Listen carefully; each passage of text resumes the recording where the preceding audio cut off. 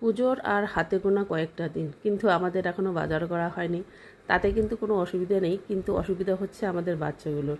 ওরা অস্থির হয়ে গিয়েছে যে এখনও বাজার করিনি, আমাদের এখনও নতুন জামা হয়নি, সবার নতুন জামা হয়েছে। এটা নিয়ে কিন্তু খুব বায়না করছে কয়েকদিন থেকে। ওদের বন্ধুরা স্কুলে সবার কাছে শুনে যে তারা নতুন জামা কিনেছে, কিন্তু আমাদের তখন আর কেনা হয়নি।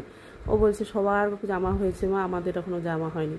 তা ভাবছি যে না, আজকে ওদের দুজনের জামাটা কিনেই দিই, মানে আমার ভাইস্তার আর আমার ছেলে দুজনের। ওরা তো ছোট, ওরা আর কি খুব বায়না করছে, তো ছোটদিকে বললাম চলো দুজনে মিলে গিয়ে ওদের আজকে জামাটা কিনে দিই। তো স্কুল থেকে আসার পরে ওদের খাইয়ে দাইয়ে তারপরে কিন্তু ওদের দুজনকে নিয়ে বাজারে আসলাম জামা কেনার জন্য। যদিও প্রতিবার ওদের জামা কেনা হয় ওই দিনহাটা ড্রেস ওয়ার্ল্ড থেকে, দ্য ড্রেস ওয়ার্ল্ড, ওখান থেকেই কিন্তু প্রতিবার জামা কিনি। তবুও একটু মলে গিয়েছিলাম।